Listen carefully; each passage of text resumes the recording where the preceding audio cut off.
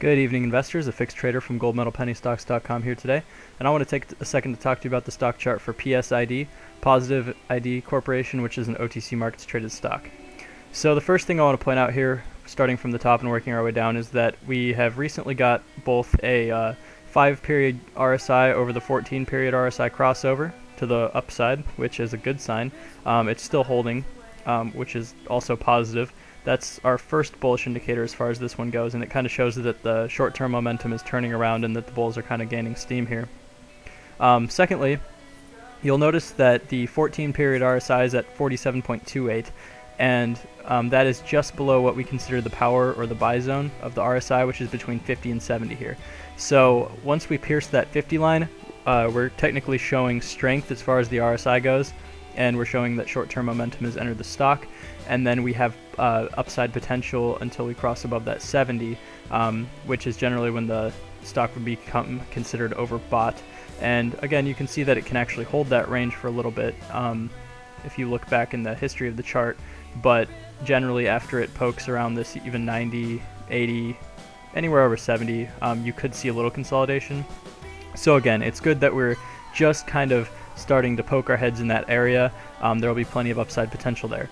Now let's work our way down a little bit and let's talk about the support and resistance levels. So the main support level that we actually have tested, we tested today on the 18th of November 2014, is this just over 3 cent area, about 3 1/3 here, 0.0332, 0.0333, that kind of general area. Again, it's important to think of support and resistance levels as zones rather than just straight lines. So you can see that this is going to be our first support level in that general area, and then our next one is going to be at about 3 cents, and both of those seem to have held several tests, and they seem to be pretty strong. There seems to be nice bid support at each one. So watch for those to hold, and as you can see, we saw another test of that today. It's positive that we bounced off of it and closed at a dragonfly doji, which is a generally a bullish candlestick.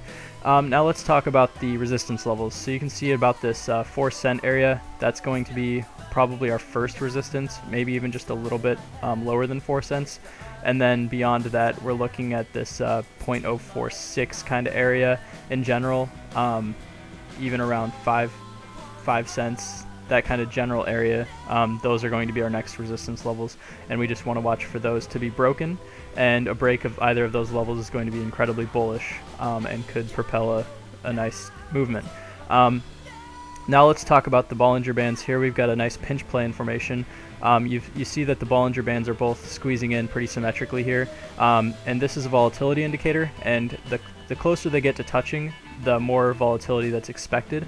And now the next thing I want to point out here is that the Keltner channels, which are these pink ones here, they're outside of the Bollinger Bands right now. Now when the stock's showing more volatility, the Bollinger Bands will gradually squeeze, or they'll push their way out of those Keltner channels again, and that will be what we consider a pinch play or a squeeze play. And those are very, very popular with momentum traders and technical traders, and a lot of people actually look for this particular pattern because it's pretty well known for having a decent success rate.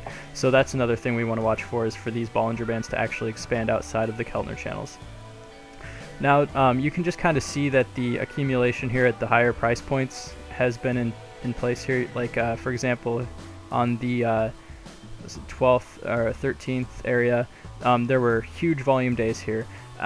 There was a huge green day and a huge red day, and you'll see that the green day had significantly more volume than that red day.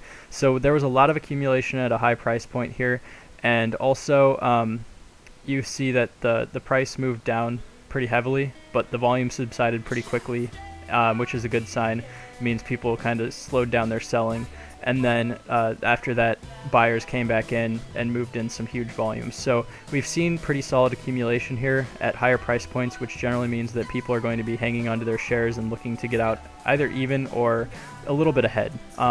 That's not guaranteed, but that's just what people tend to do in terms of their mentality. You know, nobody wants to sell at a loss and basically say that they were wrong with their call. So watch for some nice price action to get back up to those levels, hopefully.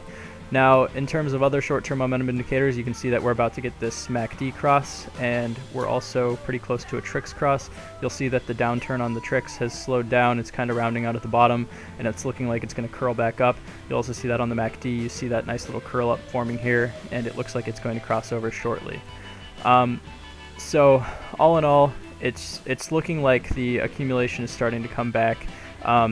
The CMF is trending upwards pretty strongly now, so we're really starting to look better. This is one that had kind of bottomed out after this nice little breakout. People had sold off and kind of forgotten about it for a little bit, and it channel traded, which is another thing I want to point out.